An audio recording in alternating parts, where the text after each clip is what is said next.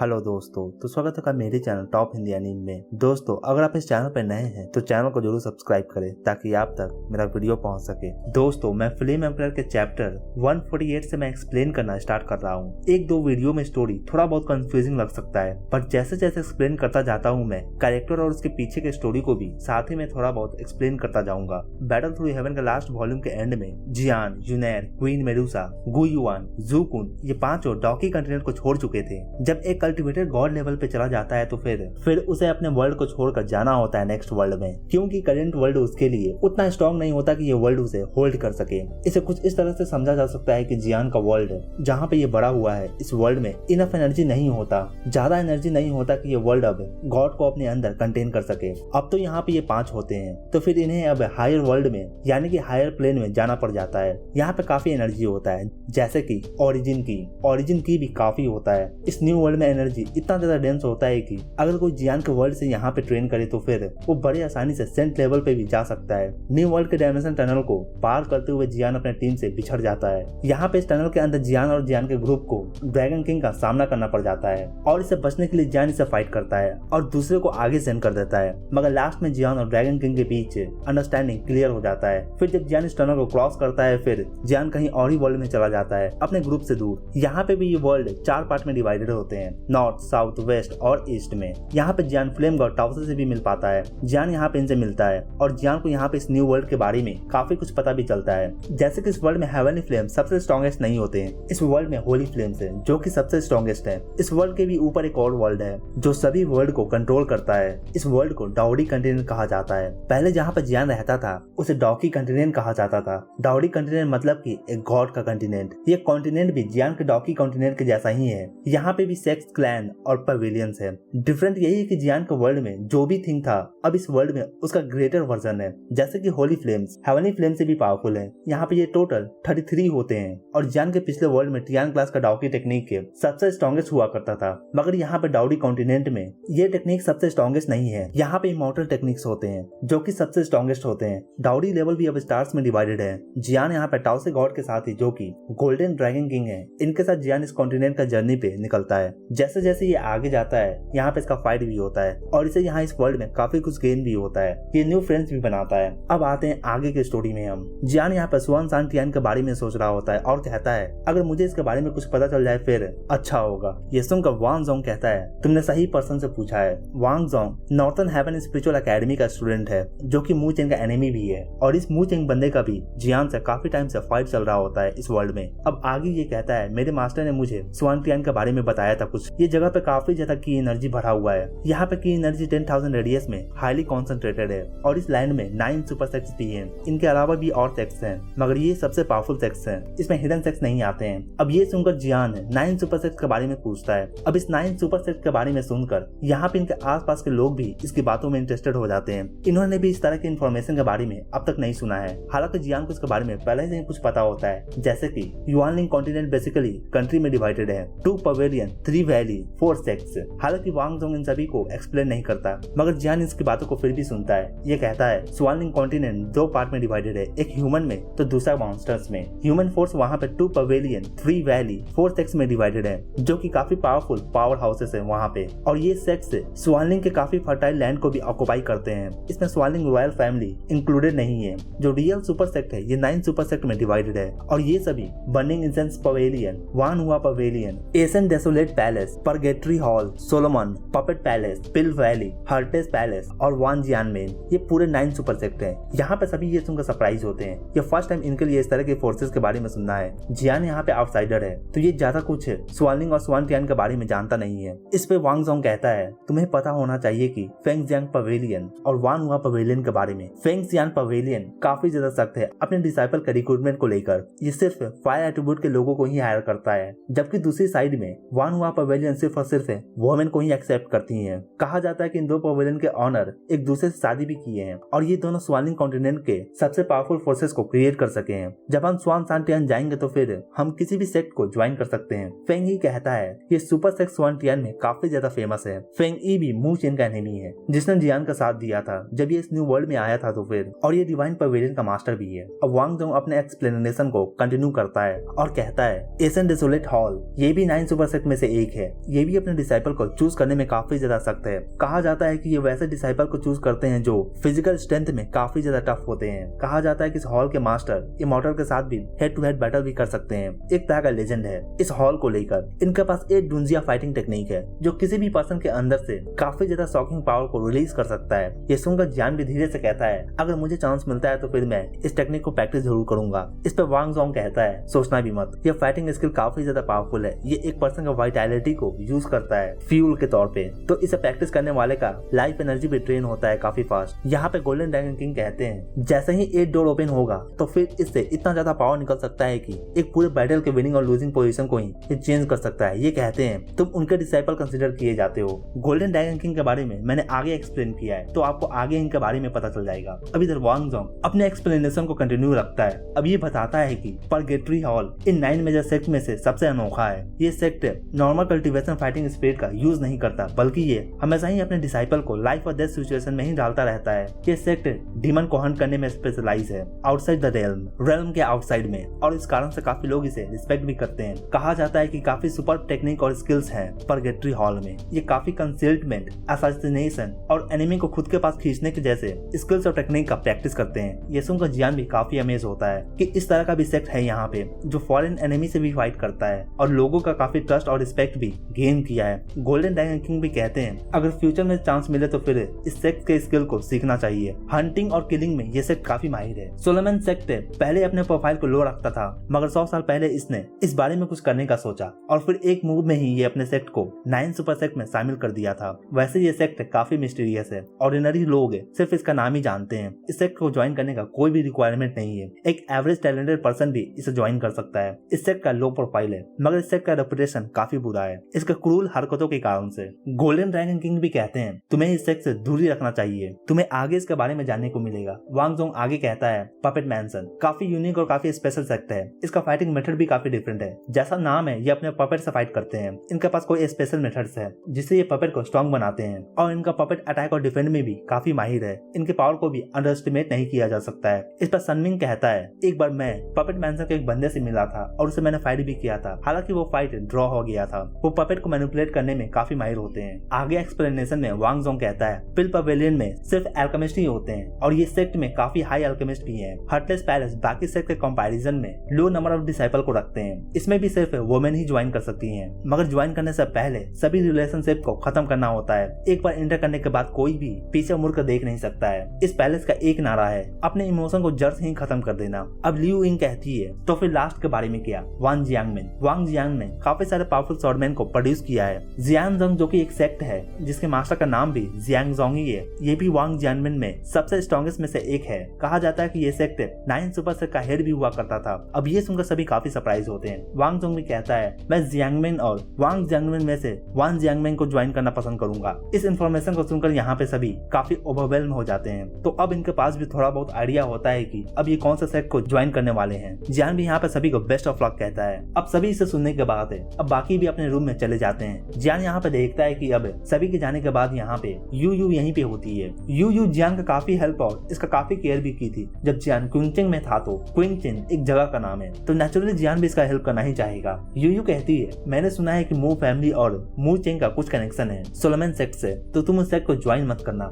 ये सुनकर जियान कहता है, मैं समझ गया, तुम्हें भी जाकर रेस्ट करना चाहिए, मैं तुम्हारे ऑपोजिट में ही हूँ, तो फिर अगर तुम्हें कोई भी हेल्प चाहिए होगा तो फिर तुम मुझे कॉल कर सकती हो। अब जियान भी यहाँ इस वाइन टेबल से उठकर अपने रूम में चला जाता है और फिर यहाँ पे कुछ सोल से रेस्ट्रिक्शन लगा देता है। अब जबकि जियान यहाँ पे रेस्ट करने वाला है तो फिर इसे भी थोड़ा बहुत केयरफुल रहना ही होता है। वू चेंग से फाइट करने के बाद से जियान का सोल पावर काफी ज्यादा वीक हो गया था। हालांकि अब जियान धीरे धीरे रिकवर कर रहा होता है। यहाँ पे ड्रैगन किंग भी देखते हैं जियान ने अपने सोल में रेस्ट्रिक्शंस लगा दिया है और ये यहाँ पे बैठकर अपने सोल को रिकवर कर रहा होता है। वू चेंग से फाइट करने के बाद जियान का सोल पावर भी बहुत ही कम हो चुका होता है, मगर जियान कुछ मेडिसिनल इंग्रेडिएंट्स के साथ अपने सोल पावर को रिकवर कर रहा होता है। जियान अपने स्पिरिचुअल वर्ल्ड को फील करता है कि इसका स्पिरिचुअल वर्ल्ड सिकुड़ रहा है और ये और ज्यादा कंडेंस हो रहा है। जियान को एक रूइंस में से एक इंक्रिप्शन मिला था जिसे सेनमो बोलते हैं, जो कि अभी जियान के हाथों में होता है और इसके साथ एक पिल भी है। जियान यहाँ पे केयरफुली एग्जामिन करता है। जियान को यहाँ पे फील होता है कि इसके स्पिरिचुअल वर्ल्ड में जिसके अंदर सेमडोंग होता है ये एक्सपैंड कर रहा है। जियान को पता चलता है कि इसका स्पिरिचुअल वर्ल्ड अब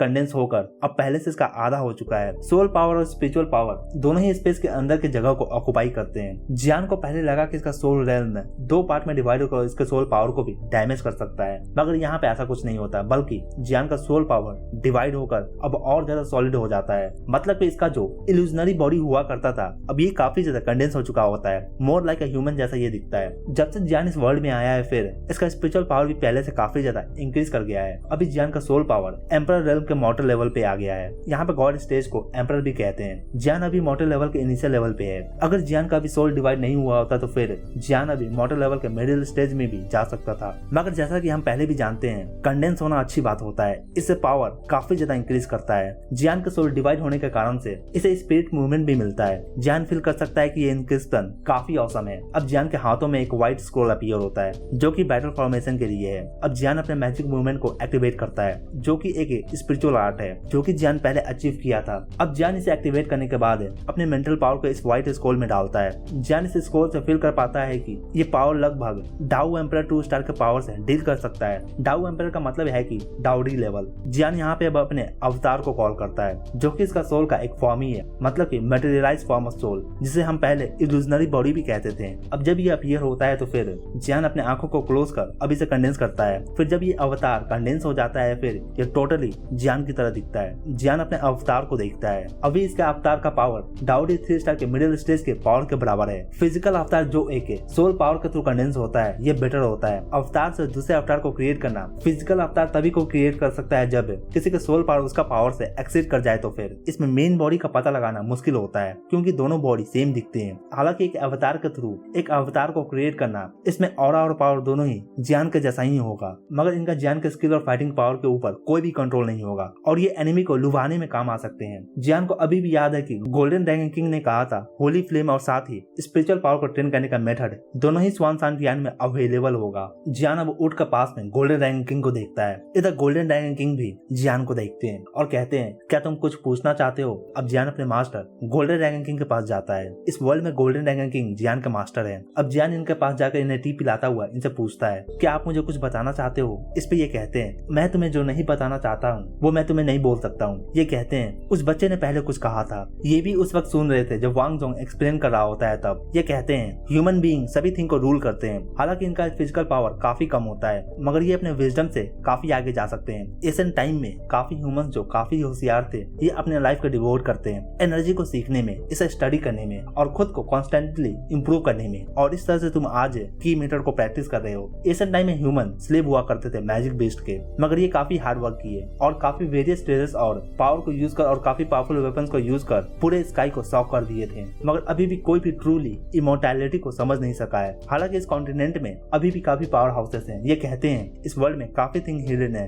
काफी लोग हैं जैसे कि डीमंस, मॉन्स्टर, घोस्ट, ये काफी टॉलरेट कर सकते हैं और डर भी सकते हैं वेरियस थिंग्स से। ये कहते हैं मैं तुम्हें बताना चाहता हूँ कि डार्कियन वर्ल्ड जो है ये 7 पॉइंट डार्कियन है। ये 7 रेल्म में बटा हुआ है। इसमें ह्यूमन रेल्म भी है, फिर बुद्धा रेल्म, डीमन का भी रेल्म है, घोस्ट का भी रेल्म है और फिर हेवंस का भी रेल्म है। ये ग्रेट 1000 वर्ल्ड 7 रेल्म में कैसे सीमित कर रह सकता है। एशियन टाइम में काफी वर्ल्ड हुआ करते थे, थाउजेंड्स ऑफ वर्ल्ड, मगर अभी कुछ पावर हाउस सिर्फ इन 7 रेल्म्स में ही बॉर्न होते हैं। ये साथ मिलकर यूनिफाइड हो गए हैं। कहा जाता है कि ये अपर रेल्म में दूसरे लोअर रेल्म से काफी पावर को गैदर करते हैं। तुम और टाउसे गॉड जिस वर्ल्ड से हो उसे लोअर रेल्म कहा जाता है। अभी ये डॉडी कॉन्टिनेंट को अपर रेल्म बोलते हैं। ये कहते हैं तुम्हारे सियाओ क्लैन ने काफी एनिमीज बनाया है। मैं इस बारे में तुम्हें अभी नहीं बताना चाहता हूँ। हालांकि तुम्हारे अंदर सियाओ क्लैन का ब्लड लाइन फ्लो कर रहा है तो फिर तुम्हें भी काफी रिस्पॉन्सिबिलिटीज को उठाना होगा। मैंने और टाउसे गॉड ने इन 7 रेल्म में काफी हंगामा किया है और ये सुनकर जियान भी कहता है डोंट वरी मास्टर, आपको ज्यादा चिंता करने का जरूरत नहीं है। अब जियान के फेस को देखते हुए ये कहते हैं टाउसे डोंट वरी, तुम्हारा डिसाइपल मेरा डिसाइपल है। अब दूसरी ओर एक डिस्टेंस स्पेस में एक काफी बड़ा सा हॉल दिखता है। इसके अंदर एक वुमेन बैठी होती है। एक ब्लॉन्ड मैन आकर कहता है क्या आप अनकंफर्टेबल फील कर रही हैं। इस पे ये कहती है नहीं मैं ठीक हूँ। ये वुमेन कहती है जब से वर्ल्ड मास्टर गए हैं तब से मुझे हमेशा सही लगता है कि कोई हम पे नजर रखे हुए है। अब ये बात कर रहे होते हैं तभी इतने में एक पर्सन यहाँ पे अपीयर होता है और ये कहता है डुपटी वर्ल्ड लॉर्ड, इमॉर्टल केज में से सियाओ फैमिली में से कोई भाग गया है। अब ये सुनकर ये ब्लॉन्ड मैन कहता है तुम्हारा काम था ना वहाँ पे कंटिन्यू नजर रखने के लिए। अब ये सुनकर ये वुमेन कहती है वर्ल्ड मास्टर ने पहले भी कहा था कि सियाओ फैमिली को इम्प्रेशन करना काफी डिफिकल्ट होता है। इस पे ये ब्लॉन्ड मैन कहता है मेरे पास खुद का तरीका है। अब वुमेन कहती है डाउकी कॉन्टिनेंट में कुछ हैं जो डाउडी लेवल तक पहुंच सके हैं और अब ये डाउडी कॉन्टिनेंट में भी आ गए हैं, तो फिर क्या तुम्हें इन्हें सप्रेस नहीं करना चाहिए। ये कहता है डाउडी को मैं यूं ही किल कर सकता हूँ, अभी सियाओ क्लैन पे फोकस करना चाहिए। इधर दूसरी ओर जियान यहाँ पे अपने मास्टर गोल्डन ड्रैगन किंग से कहता है, डोंट वरी, मैं आपको निराश नहीं करने वाला हूँ। ये सुनकर ड्रैगन किंग भी जॉय फील करते हैं। इतने में इनका सोल हल्का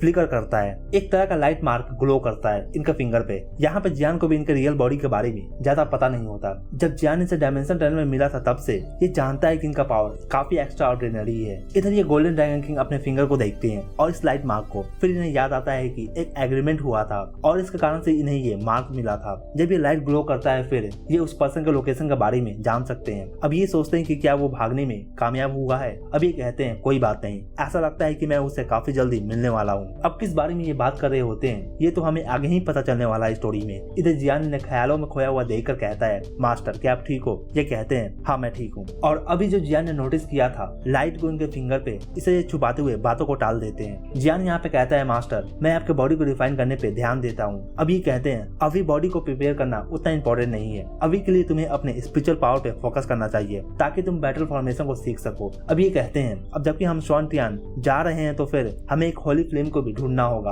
अब ये सुनकर जियान भी काफी खुश हो जाता है। इसके बॉडी में जो हेवनली फ्लेम्स हैं इससे कई ज्यादा पावरफुल ये होली फ्लेम्स हैं, मगर ये भी हेवनली फ्लेम की तरह यहाँ पे भी काफी रेयर होते हैं। मगर इसके मास्टर गोल्डन ड्रैगन किंग को इस स्वानटियान में जो होली फ्लेम है इसके लोकेशन के बारे में इन्हें पता होता है। अब जियान पूछता है कि मास्टर क्या मुझे ये 9 सुपर सेक्ट में से बर्निंग एसेंस पवेलियन को ज्वाइन करना चाहिए? ये सेक्ट काफी पावरफुल है और कुछ कारणों से जियान को फील होता है कि इसके मास्टर इन सेक्ट्स में से एक से बिलोंग करते हैं। फेंगशियान पवेलियन काफी स्पेशल सेक्ट है। ये फाइटिंग की और पपेट पे फोकस करता है। फेंगशियान पवेलियन में डिसाइपल 2 पार्ट में डिवाइडेड है, आउटर डिसाइपल में और दूसरा इनर डिसाइपल में। Outer disciple chess, painting, books और क्लासिक पोएट्री को सीखते हैं, जबकि इनर डिसाइपल की और फाइटिंग टेक्निक को सीखते हैं। फेंगशियान पवेलियन के डिसाइपल सभी कल्टिवेटर तो नहीं है, मगर ये काफी फेमस भी होते हैं। यहाँ पे सेक्ट्स हैं जो डीमन को भी हंट करते हैं। यहाँ पे कुछ कनेक्शंस है इन 7 रेल्स में। अगर कोई इन रेल्स को मैनिपुलेट करता है तो भी कोई भी इन रेल्स के कनेक्शन को तोड़ नहीं सकता है। इन 7 रेल्स में ह्यूमन रेल्स में पॉपुलेशन ज्यादा है, इस कारण से डीमन रेल्म घोस्ट रेल्म में से कुछ आकर यहाँ पे ह्यूमन रेल्म पे अटैक करते हैं ताकि ये अपने आप को स्ट्रॉन्गर बना सके। ह्यूमन और डीमन वर्ल्ड और साथ ही घोस्ट वर्ल्ड के बीच में एक तरह का पैसेज भी है जिसे सील कर दिया गया था 10,000 ईयर्स अगो, मगर ये डे बाय डे वीकर होता जा रहा है। स्वानटियान में डीमन वर्ल्ड में जाने का रास्ता वार्मसी रिवर के नीचे है, जो कि काफी डेंजरस प्लेस भी है। वहाँ पे मॉन्स्टर भी काफी पावरफुल होते हैं। पहले एशियन टाइम में जब डीमन वर्ल्ड के मॉन्स्टर यहाँ पे स्वानटियान में घुस आते थे फिर काफी ज्यादा ब्लड बाथ होता था। घोस्ट वर्ल्ड का एंट्रेंस घोस्ट टाउन साइडू में है, जो कि काफी ज्यादा हिडन होता है। घोस्ट रेल में काफी घोस्ट्स हैं। अगर कोई ऑर्डिनरी पर्सन घोस्ट रेल में इंटर करता है फिर वो तुरंत ही मारा जाएगा। इन 7 रेल में ह्यूमन रेल में मेन 1 है। ये 6 वर्ल्ड ह्यूमन वर्ल्ड को छोड़कर ये 6 डायमेंशंस है। ये सभी ह्यूमन वर्ल्ड से कनेक्टेड होते हैं। इसे कोई भी ऐसा समझ सकता है कि इन वर्ल्ड्स और दूसरे वर्ल्ड्स में एक इनविजिबल बैरियर है जो कि इन्हें सेपरेट करता है। जिससे उनका जान भी सरप्राइज होता है। अब जान कहता है, तो मास्टर अगर डीमन वर्ल्ड से और घोस्ट वर्ल्ड से कोई ह्यूमन वर्ल्ड में घुसकर अटैक करता है फिर तो क्या वार नहीं हो सकता है? इस पे ये कहते हैं नहीं, ऐसा नहीं हो सकता है। जो डीमन वर्ल्ड घोस्ट वर्ल्ड से घुसकर अटैक करते हैं ये एक तरह के बैलेंस को मेंटेन करते हैं। हर एक वर्ल्ड में जो रियल पावर है इन 7 वर्ल्ड्स के ऊपर ये इन बैलेंस को चेक करते हैं। तो 2 और 3 रेल्म के बीच फुल वार तो कभी भी नहीं हो सकता है। इस 1 महीने के दौरान जियान अपने रूम में ही होता है और ट्रेन कर रहा होता है। इस बीच ये काफी कुछ जान सका है स्वानटियान प्लेस के बारे में। जियान इस तरह का इफेक्ट के बारे में तो नहीं सोच रहा था कि ये फेस करेगा। वू चेंग के साथ फाइट में जब ये अपने सोल को कंडेंस कर सोल क्लोन को एक्सप्लोर कर दिया था तो फिर अगर जियान का सोल पावर डैमेज हो जाता तो फिर इसका कल्टीवेशन भी अफेक्ट हो सकता था। तो इसे अब केयरफुल रहना होगा। अब 1 महीने में जियान फुल ट्रेनिंग करने के बाद इसका सोल पावर भी अब रिकवर हो जाता है। अब जियान के अकॉर्डिंग जियान का पावर अभी डाउडी 3 स्टार के पीक पे है और ये सिर्फ एक स्टेप ही पीछे है डाउडी 4 स्टार से। अब जबकि जियान अपने ट्रेनिंग को छोड़ देता है, मतलब कि अपनी जगह से उठ जाता है, फिर ये अपने मास्टर से पूछता है, मास्टर होली फ्लेम का क्या हुआ? अब ये यहाँ पे गोल्डन ड्रैगन किंग भी मास्टर यालाव के जैसे अपने सोल फॉर्म में ही होते हैं यहाँ पे, और ये जियान के साथ इसके रिंग में ट्रैवल कर रहे होते हैं इसके साथ। यहाँ पे गोल्डन ड्रैगन किंग कहते हैं, जब तुम ट्रेन कर रहे थे तो फिर मैं भी इस होली फ्लेम से कम्युनिकेट करने का ट्राई कर रहा था, मगर एक इनविजिबल फोर्स मुझे रोक रहा था। और ये सुनकर जियान भी सरप्राइज होता है कि मास्टर का पावर तो ऑलरेडी काफी हाई है, किस तरह का इनविजिबल फोर्स हो सकता है। अब गोल्डन ड्रैगन किंग कहते हैं, चिंता मत करो, हो सकता है कि डिस्टेंस के कारण से ये हुआ होगा, जब हम करीब पहुंचेंगे तो फिर ये प्रॉब्लम भी सॉल्व हो जाएगा। जियान यहाँ पे एक बोट पे ट्रेवल कर रहा होता है जो कि डार्क टनल से गुजर रहा होता है। अब ये भी अपने डेस्टिनेशन पे पहुंचने ही वाला है। जब ये बोट पहुंचने वाला होता है फिर जियान को भी यहाँ पे काफी ज्यादा स्ट्रॉन्ग की एनर्जी फील होता है। अब ये फील कर जियान भी खड़ा होकर अपने विंडो को ओपन करता है। अब ये सोचता है कि मैंने जो की एनर्जी एब्जॉर्ब किया था पहले वाले से ये की एनर्जी डिफरेंट क्यों फील हो रहा है। जियान के सोल को भी इस लैंड में काफी ज्यादा की एनर्जी फील होता है। इस पर ड्रैगन किंग कहते हैं, ऐसा इसलिए है क्योंकि ये की एनर्जी स्पेशली डिजाइन है हैं डाउडी लेवल के वॉरियर के लिए, ताकि वो इसे एब्जॉर्व कर कल्टीवेट कर सके। और डाउडी लेवल पर होने के बाद खुद के लेवल को इंक्रीज करना काफी ज्यादा डिफिकल्ट होता है, और इस कारण से नॉर्मल की एनर्जी एक डाउडी लेवल के लिए एक बाल्टी पानी के इतना ही होता है, मगर डाउडी की एनर्जी एक डाउडी लेवल के वॉरियर के लिए काफी ज्यादा सही एनर्जी है। ये काफी सुटेबल होता है, जिसे एब्जॉर्व कर डाउडी लेवल के वॉरियर भी खुद को स्ट्रॉन्ग बना सकते हैं। डाउडी एनर्जी को एम्पर एनर्जी भी कहा जाता है, और इस एम्पर एनर्जी को ओरिजिन की भी कहा जाता है। अब इतने में सभी को आवाज आता है, हुडी कहते हैं, जो कि इन सभी को स्वान सांटियन अपने बोर्ड पे लेकर जा रहे होते हैं इनके टेस्ट के लिए। अब ये यहाँ पे कहते हैं हम पहुंचने वाले हैं, तो सभी रेडी हो जाओ। अब जब ये सभी सुनते हैं तो फिर ये सभी इनके सामने अपीयर होते हैं। फिर ये कहते हैं अब हम आधे दिन से पहले ही वहाँ पे पहुंचने वाले हैं, जब समय आएगा तो फिर तुम सब मेरे साथ रिसेप्शन पे चलोगे। कहा जाता है कि स्वानटियान में कोई भी सेक्ट को ज्वाइन करने से पहले एक जगह पे जाना होता है और वहाँ पे जाकर टेस्ट देना होता है और सेलेक्ट होना होता है, तब जाकर कोई भी सेक्ट को ज्वाइन कर सकता है। अब ये काफी जीनियस से मिलने वाले हैं स्वानलिंग कॉन्टिनेंट में। अब जान भी कहता है तो हम पहुंचने वाले हैं। इधर दूसरी ओर स्वानटियान में एक जगह पे एक फिगर खड़ा होता है, इसके पीछे काफी लॉन्ग शॉट है। ये एक माउंटेन पे होता है जहाँ पे काफी डेंजरस मैजिक बीस्ट भी है। अब ये ऊपर वॉइड की ओर देख कर कहता है तो फिर तुम सब रेडी हो। यहाँ पे ये वेट कर रहा होता है हुडी के आने का। अब जबकि ये सभी यहाँ पे पहुंच जाते हैं, फिर ये नीचे आते हैं। ये न्यू फिगर अपने आप से कहता है मेरे स्वानटियान में अभी रिसेंटली घोस्ट वर्ल्ड और डेविल वर्ल्ड से हरकत भर चुका है। मैं उम्मीद कर रहा हूँ कि इस बार मुझे अच्छे लोग मिलेंगे इस सिलेक्शन में। स्वान सांटियन एक जगह है जहाँ पे काफी ज्यादा पॉपुलेशन रहते हैं स्वानलिंग कॉन्टिनेंट में। ये वैसा जगह है जहाँ पे लैंड भी काफी फर्टाइल होता है और यहाँ पे रिसोर्सेज भी ज्यादा है। इन सालों में स्वान सांटियन काफी सारे चिल्ड्रन को ग्रो किया है और उसे यहाँ पे काफी पावरफुल भी बनाया है। इनमें से कुछ तो यहाँ पे ओवरलॉर्ड भी बन गए हैं। हालांकि इस रीजन में कुछ नेचुरल डिजास्टर भी हुए थे और साथ ही कुछ स्मॉल वॉर्स भी हुए थे और इनमें काफी लोग भी डिस्ट्रॉय हो गए थे, इनका लाइफ और साथ ही इनका शेल्टर भी। स्वान सांटियन को एक तरह का माउंटेन रेंज कहा जा सकता है। ये प्लेस माउंटेन से भरा हुआ है और साथ ही हर एक माउंटेन पे गॉड एनर्जी भरा होता है। हालांकि इन माउंटेन में मॉन्स्टर्स और घोस्ट भी पाए जाते हैं। ये घोस्ट अपने रेल्म से किसी तरह सम टाइम निकल कर अटैक भी करते हैं, मगर ये ज्यादा अटेंशन गैदर नहीं करते हैं सुपर सेट के, नहीं तो ये इनके लिए काफी प्रॉब्लम हो सकता है। ये सिर्फ ऑर्डिनरी पीपल को ही हार्म करते हैं। ज्यादातर यहाँ पर ऑर्डिनरी पीपल सेंट लेवल पे ही है। इस कारण से ये लोग माउंटेन पे टेम्पल भी बनाए हैं ताकि गॉड का प्रोटेक्शन इन्हें मिल सके। हालांकि अब इन 100 सालों में अब ये अटैक भी बहुत कम हो गए हैं। हालांकि स्वान सांटियन काफी ज्यादा ब्लेस्ड लैंड है। इस माउंटेन में भी काफी सीक्रेट सीजन है। हालांकि कहा जाता है कि इन माउंटेन में काफी हिडन ट्रेजर्स हैं, मगर स्ट्रॉन्ग पीपल भी यूं ही इजिली इन माउंटेन पे कदम नहीं रख सकते हैं। इन प्लेसेस के बारे में और यहाँ के वाइल्ड एनिमल के बारे में काफी कम इंफॉर्मेशन अवेलेबल है। अब जान भी इस लैंड को देख कर कहता है तो ये जगह है स्वान सांटियन। अब हुडू कहते हैं ये स्वान सांटियन का आउटर पार्ट है। यहाँ पर कोई हमें रिसीव करने के लिए आएगा, फिर जाकर सिलेक्शन प्रोसेस स्टार्ट होगा। फिर अगर कोई इसमें पास हो सकेगा तो फिर वो सुपर सेक्ट में से किसी एक सेक्ट को ज्वाइन कर सकेगा। यहाँ पे इस बोर्ड पे जो भी लोग थे, इन्हें इस प्लेस से काफी एनर्जी फील होता है। इनके होमलैंड से भी ज्यादा एनर्जी इन्हें फील होता है। ये जानते हैं कि अगर ये इस तरह की एनर्जी को एब्जॉर्ब करते हैं तो फिर इनके लिए काफी ज्यादा बेनिफिट हो सकता है। जियान यहाँ पर अपने सोल पावर को डिस्पर्स करता है और आगे की जगह को चेक करता है। इसे भी आगे काफी पावरफुल ऑरास फील होता है। जियान भी इसे फील कर कहता है ये सच है कि यहाँ पे काफी पावरफुल पर्सन्स रहते हैं। अब जियान अपने आगे के व्हाइट मिस्ट को देखकर कहता है सीनियर हुडू ये मिस्ट क्या है? मैं अपने सोल पावर से भी इसे फील नहीं कर सकता हूँ। अब ये बताते हैं कि ये मिस्ट एक तरह का रिस्ट्रिक्शन है जो कि किसी को भी यहाँ पे फ्लाई करने और जबरदस्ती से घुसने में रोकता है, फिर चाहे वो कोई भी कितना ज्यादा पावरफुल क्यों ना हो। और इस तरह का मिस्ट सभी माउंटेन पे देखने को मिलता है। ये मॉन्स्टर को भी दूर रखने में काम आता है। हर साल मॉन्स्टर कुछ प्लेस पे आ ही जाते हैं। इन्हें मॉन्स्टर से भी काफी ज्यादा चिढ़ है। अभी कहते हैं ठीक है फिर आओ चलते हैं टेस्ट के लिए। फिर कुछ दिन रेस्ट करने के बाद हम सिलेक्शन के लिए जाएंगे। अब जब सभी यहाँ पे आ जाते हैं फिर इनके आगे एक काफी बड़ा सा स्क्वायर दिखता है और इस स्क्वायर के पास है काफी बिल्डिंग्स भी होता है। यहाँ पे कुछ सोल्जर्स भी होते हैं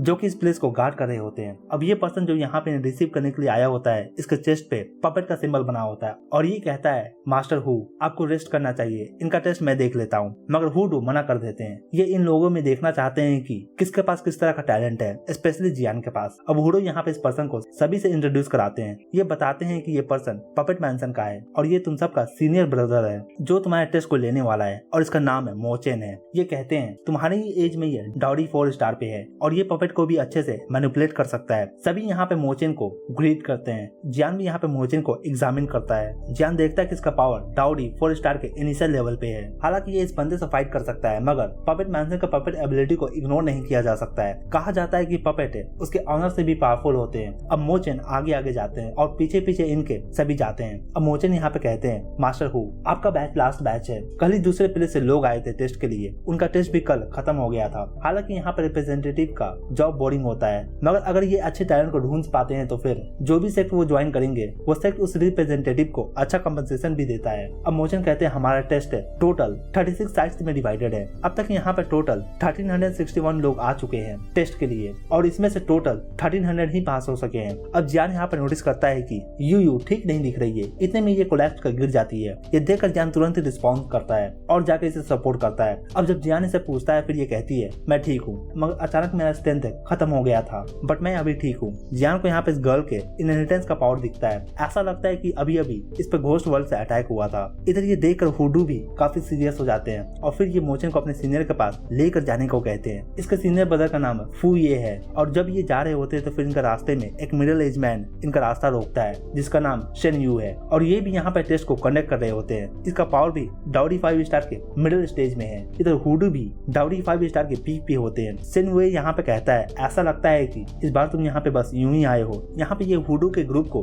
टैलेंटलेस कहते हैं कि पीछे अब ये सुनकर हुडू के पीछे 9 लोग सीरियस लुक दे रहे होते हैं। शेन यू कहता है ओल्ड मैन हुडू जो यहाँ पे इंचार्ज है वो काफी बिजी है, अभी वो तुमसे मिल नहीं सकेगा। अब जब हुडू आगे जाते हैं तो फिर ये आगे आकर इनके रास्ते को वापस से रोकता है मगर इतने में एक पर्सन निकल कर सामने आता है और फिर ये हुडू के शोल्डर पे अपने हाथ को रखता है। इसके कारण से हुडू भी अब शांत हो जाते हैं। यहाँ पे सभी स्पेस क्रैक को देखकर काफी सरप्राइज होते हैं। यहाँ इस वर्ल्ड में यानी कि डाउडी कॉन्टिनेंट में कोई भी स्पेस क्रैक को ओपन नहीं कर सकता है जब तक कि वो डाउडी 6 स्टार पे नहीं चला जाता है। अब ये पर्सन इन सभी को इस तरह से बिहेव करता हुआ देखकर इन दोनों को कहता है तुम दोनों अभी भी इस तरह से बिहेव करते हो हमेशा की तरह। इनका नाम वू जियांग है और ये चीफ एग्जीक्यूटिव है यहाँ पे इनमें अब थोड़ा पास्ट को लेकर कन्वर्सेशन होता है। अब यहाँ पे इन्हें बात करने के लिए छोड़कर मोचन बाकी लोगों को लेकर टेस्टिंग ग्राउंड की ओर चले जाते हैं। इधर हुडू और वू जियांग दोनों ही डिस्कस करते हैं मिसिंग पर्सन के बारे में। यहाँ पे लेटली कुछ लोग मिसिंग हो जाते हैं और इसके पीछे का रीजन अब तक किसी को भी पता नहीं चल पाया है। अब तक टोटल 61 लोग डिसअपियर हो गए हैं। यहाँ पे लोग जो रहते हैं इनमें से भी कुछ लोग मिसिंग हैं। चेक करने के बाद भी अभी भी कुछ भी पता नहीं चल सका है। अब वूजंग कहते हैं इस मैटर को हम बाद में डिस्कस करते हैं, अभी तुम काफी लॉन्ग जर्नी से आए हो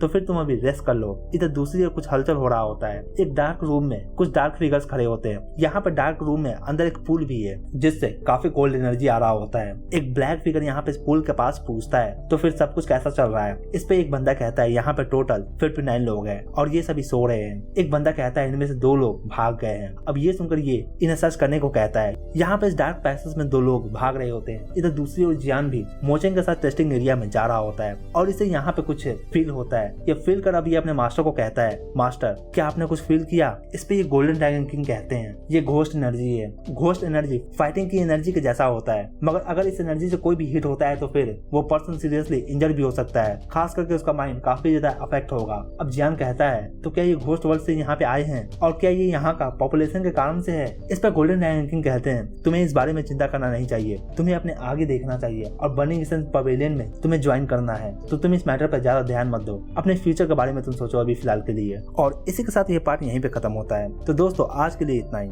अगर आपको वीडियो अच्छा लगा हो तो वीडियो को लाइक जरूर करें। अगर आप चैनल पर नए हैं तो चैनल को जरूर सब्सक्राइब करें ऐसे और भी एनीमे एक्सप्लेन के लिए। Thank you.